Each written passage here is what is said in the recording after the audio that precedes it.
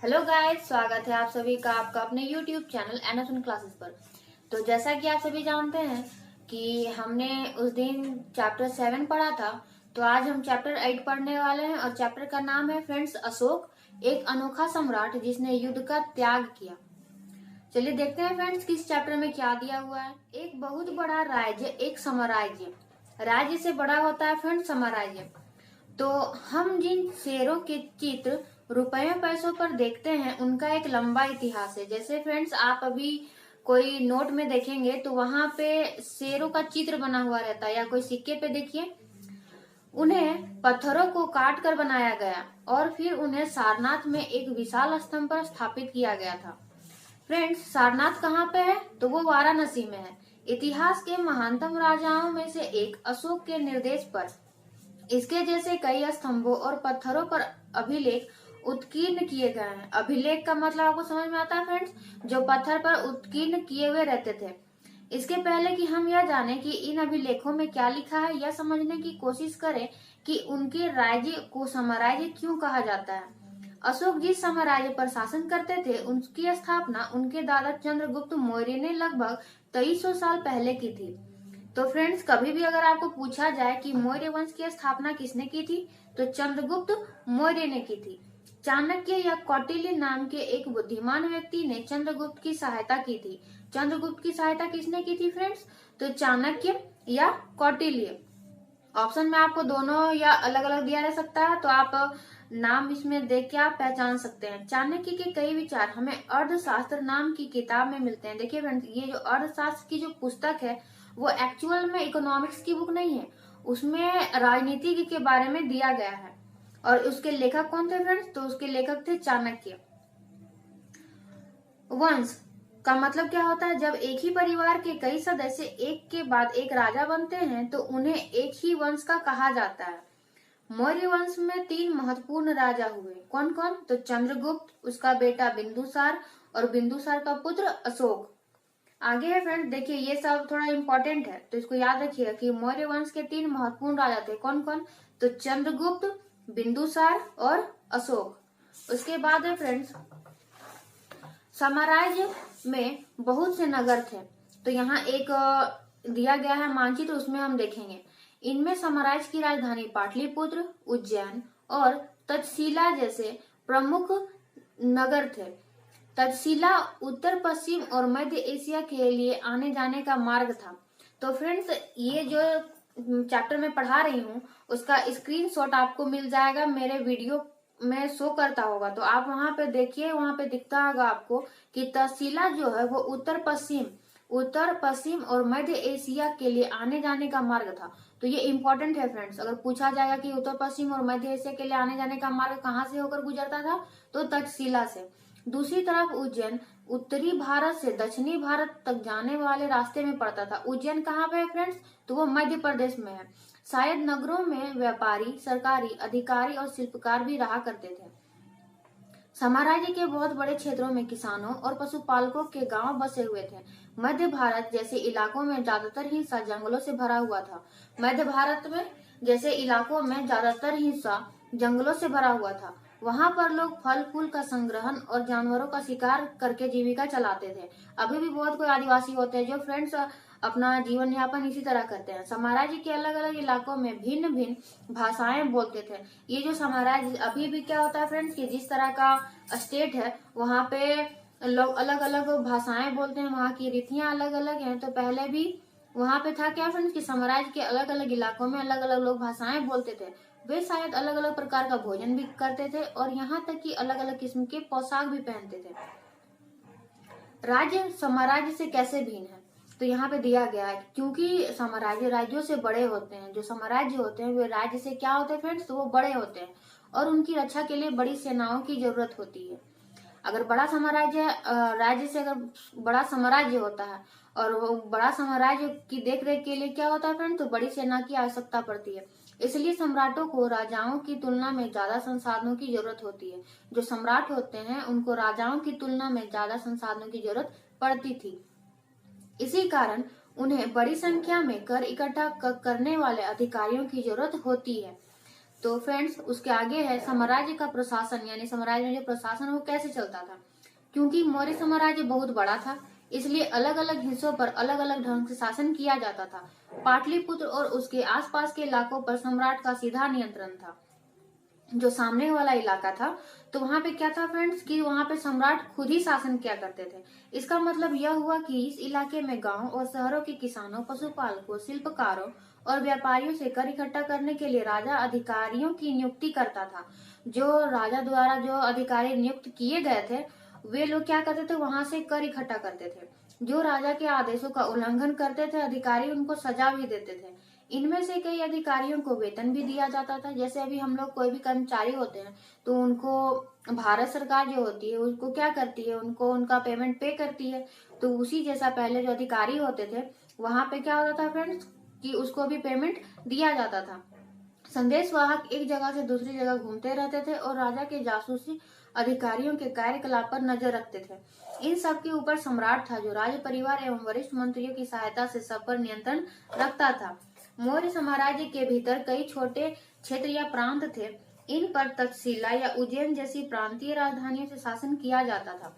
Friend, जैसे यहाँ पे दिया गया है कि मौर्य साम्राज्य के भीतर कई छोटे क्षेत्र या प्रांत थे और इन पर तक्षशिला या उज्जैन जैसी प्रांतीय राजधानियों से शासन किया जाता था। मतलब मौर्य साम्राज्य के अंदर में जो छोटे छोटे प्रांत होते थे तो उन पर कहाँ से किया जाता था फ्रेंड शासन, तो तक्षशिला और उज्जैन जैसे कुछ शहर होते थे वहां उनकी राजधानियों से शासन किया जाता था। कुछ हद तक पाटलिपुत्र से इन क्षेत्रों पर नियंत्रण रखा जाता था और अक्सर राजकुमारों को वहां का राज्यपाल या गवर्नर बनाकर भेजा जाता था। जो राजकुमार होते थे उन्हें उन क्षेत्रों पर वहां पे क्या बना दिया था, तो गवर्नर बना दिया जाता था। लेकिन ऐसा लगता है कि इन जगहों पर स्थानीय परंपराओं और नियमों को ही माना जाता था। प्रादेशिक केंद्रों के बीच विस्तृत क्षेत्र थे। इनके इलाकों में मौर्य शासक सिर्फ मार्गों और नदियों पर नियंत्रण रखने की कोशिश करते थे, जो कि आवागमन के लिए महत्वपूर्ण थे। यहाँ से उन्हें जो भी संसाधन कर और भेंट के रूप में मिलते थे वे इकट्ठा किया जाता था। उदाहरण के लिए अर्थशास्त्र में यह लिखा है कि उत्तर पश्चिम कंबल के लिए, उत्तर पश्चिम का जो इलाका है वो कंबल के लिए, दक्षिण भारत सोने के लिए और कीमती पत्थरों के लिए प्रसिद्ध था। उत्तर पश्चिम कंबल के लिए प्रसिद्ध था और दक्षिण भारत सोने और कीमती पत्थरों के लिए जाना जाता था। संभव है कि संसाधन नजराने के रूप में इकट्ठे किए जाते थे। संसाधन जो है नजराने के रूप में इकट्ठे किए जाते थे। नजराना का मतलब होता है जैसे किसी को अभी हम गिफ्ट ये सब देते हैं ना, तो उसी को नजराना कहा जाता था। जैसे यहाँ दिया हुआ है नजराना का मतलब जहाँ कर नियमित ढंग से इकट्ठे किए जाते थे वही नजराना अनियमित रूप से जब भी संभव इकट्ठा किया जाता था। तो गिफ्ट वो नहीं दिया जाता था, कर होता था वो नियमित रूप से इकट्ठा किया जाता था और नजराना जो होता था उसको अनियमित ढंग से यानी कि जब मन किया तब ले लिया जाए।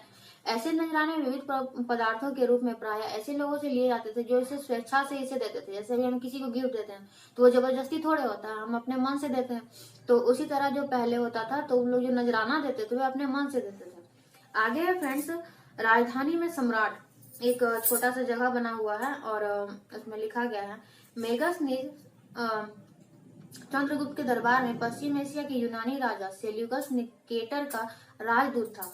मेगासनीज कौन था फ्रेंड, ये क्वेश्चन पूछा जाता है। तो ये सेल्यूकस निकेटर का राजदूत था। और यहाँ पे एक स्टोरी जैसा ही इसको भी पढ़ ही लेते हैं हम लोग। जैसे दिया गया है, सम्राट का जनता के सामने आने के अवसरों पर शोभा यात्रा के रूप में जश्न मनाया जाता है। जैसे सम्राट जब निकलते थे तो उस टाइम शोभा यात्रा का मतलब लोगों को समझ में आता है। जैसे कभी कभी कलश यात्रा जो निकलता है उस टाइम आप देखिएगा। कलश यात्रा का मतलब होता है फ्रेंड बहुत सारी लेडी लोग रहती है और अपने सिर पे एक मटका लिए इसमें पानी वानी कुछ रहता है, तो उसे लेके जो रोड पे आप देखते हैं ना उसे भी शोभा यात्रा ही कहा जाता है। और एक्चुअल में वो कलश रहता है उनके सिर पे तो उसे कलश यात्रा भी कहा जाता है। उन्हें एक सोने की पालकी में ले जाया जाता है। उनके अंगरक्षक सोने और चांदी से अलंकृत हाथियों पर सवार रहते हैं।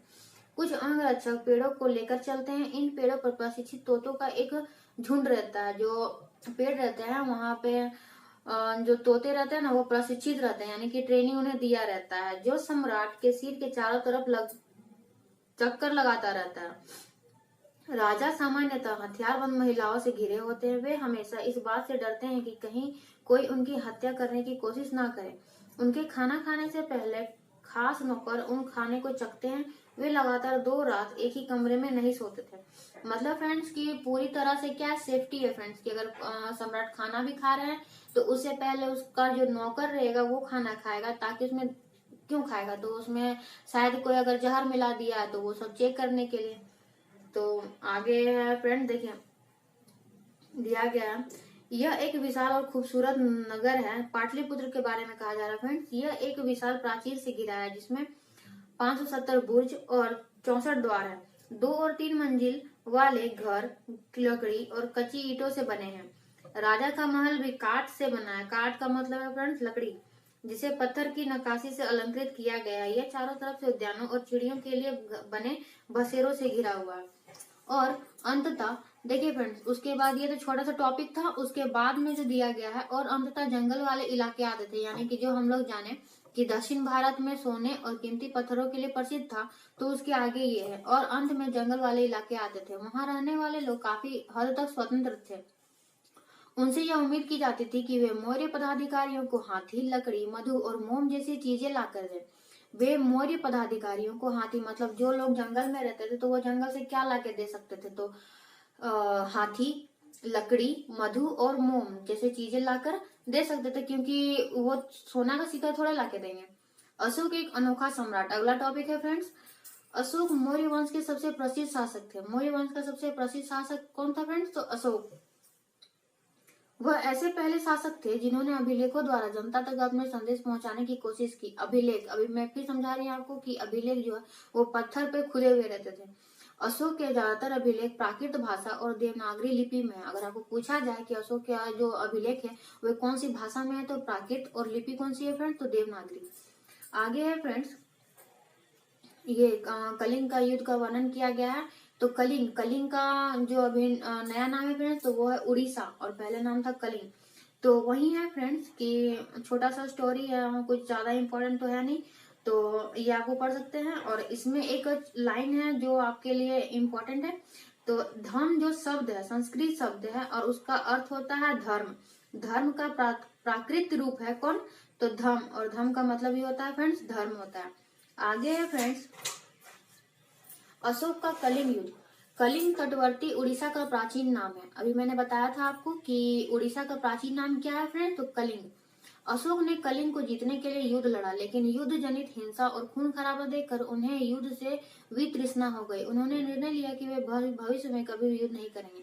फ्रेंड्स देखिए क्या होता है ना, किसी किसी का कि ज्यादा खून खराबा हो जाता है, किसी को लड़ाई झगड़ा करना पसंद नहीं रहता है। तो वही जैसा जो अशोक सम्राट थे, सम्राट अशोक जो थे, उन्होंने जब देखा कि युद्ध में हिंसा हो रहा है, खून खराबा हो रहा है, तो उन्होंने क्या निर्णय ले लिया फ्रेंड्स कि वो युद्ध कभी नहीं करेंगे। उसके आगे है फ्रेंड्स, देखिए एक चित्र दिया गया है जिसमें दिया है कि उत्कृष्ट पॉलिश वाले पत्थर की इस मूर्ति को देखना है। यह बिहार के रामपुरवा में मिले एक मौर्यकालीन स्तंभ का हिस्सा है, और इसे अभी कहाँ रखा गया है, तो राष्ट्रपति भवन में इसे रखा गया है। तो देखिए फ्रेंड्स, आपको वीडियो में शो करता ही होगा, तो आप वहां पे देख लीजिए। और अगर आपके पास बुक होगा तो आपके लिए बेटर होगा कि जब मैं पढ़ाती हूँ और जब तक ये वीडियो आपके पास पहुंचता है, तो जब आप खोल के इसको देखते हैं तो उस टाइम अपने बुक को आप सामने रख के पढ़िए, ताकि मैं जहां बताऊंगी आप उसे अंडरलाइन कर लीजिएगा। अशोक का धर्म क्या था, यानी कि धर्म क्या था, तो अशोक के धर्म में किसी देवता की पूजा अथवा किसी कर्म कांड की आवश्यकता नहीं थी। कर्म कांड का मतलब होता है फ्रेंड जैसे यज्ञ, ये सब। उन्हें लगता है कि जैसे पिता अपने बच्चों को अच्छे व्यवहार की शिक्षा देते हैं, वैसे ही उनका यह कर्तव्य था कि अपने प्रजा को निर्देश दें। जैसे हम लोग के पापा जो होते हैं वो घर पे क्या होते हैं, सबसे बड़े होते हैं, तो वे क्या चाहते हैं कि मेरा जो फैमिली है वो खुश रहे, अच्छे से रहे। तो उसी जैसा एक राजा का धर्म था, मतलब अशोक और सम्राट अशोक का मानना था कि जिस तरह पिता अपने बच्चों का ख्याल रखते हैं उसी तरह मैं अपने प्रजा का ख्याल रखूं। वे बुद्ध के उपदेशों से भी प्रेरित हुए थे। ऐसी कई समस्याएं थी जिनके लिए उनमें संवेदना थी। उनके साम्राज्य में अलग अलग धर्मों को मानने वाले लोग थे और इससे कई बार टकराव पैदा हो जाता था। तो ये तो नॉर्मल बात है फ्रेंड्स, अभी भी आप लोग देखते होंगे कहीं कहीं पे, ज्यादा तो नहीं लेकिन कहीं कहीं पे अभी भी हिंदू मुस्लिम में क्या हो जाता है, ईद आ गया तो दशहरा आ गया तो ये वो में क्या ज्यादा टकराव पैदा होने लगता है। जानवरों की बलि चढ़ाई जाती थी, दासों और नौकरों के साथ क्रूर व्यवहार किया जाता था। इनके अलावा परिवार में पड़ोसियों के बीच भी झगड़े होते थे। अशोक ने यह महसूस किया कि इन समस्याओं का निदान उनका कर्तव्य है, इसलिए उन्होंने धम्म महामात नाम के अधिकारियों की नियुक्ति की, जो जगह जगह जाकर धम्म की शिक्षा देते थे। धम्म महामात नाम के अधिकारियों की अगर पूछा जाए तो शुरुआत किसने की थी, तो सम्राट अशोक ने की थी, जिनका काम क्या था फ्रेंड, तो जगह जगह जाकर धर्म की शिक्षा देना। और धर्म का प्राकृत रूप क्या है फ्रेंड्स, तो धम्म है। इसके अतिरिक्त अशोक ने अपने संदेश कई स्थानों पर शिलाओं और स्तंभों पर खुदवा दिए। अधिकारियों को यह निर्देश दिया गया कि वे राजा के संदेश को उन लोगों को पढ़कर सुनाए जो खुद पढ़ नहीं सकते थे। यानी कि जो राजा के अधिकारी थे उनको संदेश दिया गया कि जो व्यक्ति पढ़ नहीं सकते हैं उनको पढ़ के यह बात सुनाया जाए। अशोक ने धर्म के विचारों को प्रसारित करने के लिए सीरिया, मिस्र, ग्रीस तथा श्रीलंका में भी दूत भेजे थे। उन्होंने सड़कें बनवाई, कुएं खुदवाए, विश्राम गृह बनवाए। इसके अतिरिक्त उन्होंने मनुष्य व जानवरों की चिकित्सा की व्यवस्था भी की थी। उसके ये बात तो चैप्टर खत्म हो जाएगा फ्रेंड्स। तो यहाँ एक छोटा सा स्टोरी दिया गया है, क्या दिया हुआ है देखते हैं। मैं इसको आपको बीच से बताती हूँ क्योंकि ये ज्यादा कुछ इम्पोर्टेंट तो है नहीं। तो देखिए फ्रेंड्स, यहाँ पे दिया गया है कि अशोक के धर्म में क्या था। तो यहाँ पे बहुत सारी रीतियां दी गई, जैसे अपने दासों और नौकरों के साथ अच्छा व्यवहार करना, बड़ों का आदर करना, सभी जीवों पर दया करना और ब्राह्मणों तथा श्रमणों को दान देना। अपने धर्म की प्रशंसा या दूसरे धर्म की निंदा करना, दोनों ही बातें गलत है। जैसे होता है ना फ्रेंड्स कि नहीं मेरा धर्म बहुत अच्छा है, ये है वो है, तो आपको दूसरे के धर्म का भी सम्मान करना चाहिए। हर किसी दूसरे धर्म का आदर करना चाहिए। यदि कोई अपने धर्म की बड़ाई और दूसरे धर्म की बुराई करता है तो वह वास्तव में अपने धर्म को ज्यादा नुकसान पहुंचा रहा है। इसलिए हर किसी को दूसरे के धर्म के प्रमुख विश्वासों को समझने की कोशिश करते हुए उसका आदर करना चाहिए। तो देखिए फ्रेंड्स, यहाँ एक छोटा सा और भी लिखा है कि भारत के प्रथम प्रधानमंत्री पंडित जवाहरलाल नेहरू ने लिखा है, उनके धर्मादेश आज भी हमसे एक ऐसी भाषा में बात करते हैं जिन्हें हम समझ सकते हैं और जिनसे हम बहुत कुछ सीख सकते हैं। अगर ये जो धर्म लिखा है यहाँ, धर्म जो सम्राट अशोक के द्वारा दिया गया था, अगर उसे भी अभी बहुत लोग फॉलो भी करते हैं और बहुत ऐसा है जो दूसरों से क्या लड़ाई झगड़ा हो गया, इसकी निंदा करना उसकी निंदा करना, तो वो सब गलत बात है। अगर उसको अपना ले तो बहुत कुछ सुधर सकता है। आगे है फ्रेंड्स कि यहाँ पे क्या दिया गया, अन्यत्र में दिया गया है कि मौर्य साम्राज्य के उभरने से थोड़ा पहले 2400 वर्ष पहले चीन के सम्राटों ने चीन की दीवार का निर्माण शुरू किया। अभी जो चीन की दीवार है वो बहुत ही लंबी है फ्रेंड्स। इसे बनाने का उद्देश्य उत्तरी सीमा की पशुपालकों से रक्षा करना था। उत्तरी सीमा की पशुपालकों से रक्षा करना था। अगले 2000 वर्षों तक इस दीवार का निर्माण कार्य चलता रहा क्योंकि साम्राज्य की सीमाएं बदलती रही थी। यह दीवार लगभग 6400 किलोमीटर लंबी है तथा पत्थर और ईंट से बनी हुई है। इसकी ऊपरी सतह सड़क जैसी चौड़ी है और दीवार को बनाने के लिए हजारों लोगों को काम करना पड़ा था। हर 100 से 200 मीटर की दूरी पर इस पर निगरानी के लिए एक बुर्ज बने हुए हैं।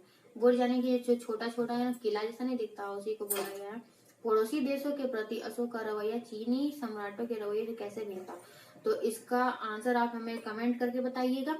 और ये चैप्टर समाप्त हो गया फ्रेंड्स। तो अगला चैप्टर हम पढ़ेंगे अब कल, और चैप्टर का नाम है फ्रेंड्स खुशहाल गांव और समृद्ध शहर। तो इससे पहले आप खुद इसे एक बार पढ़ के आइएगा। तब तक के लिए बाय बाय, टेक केयर।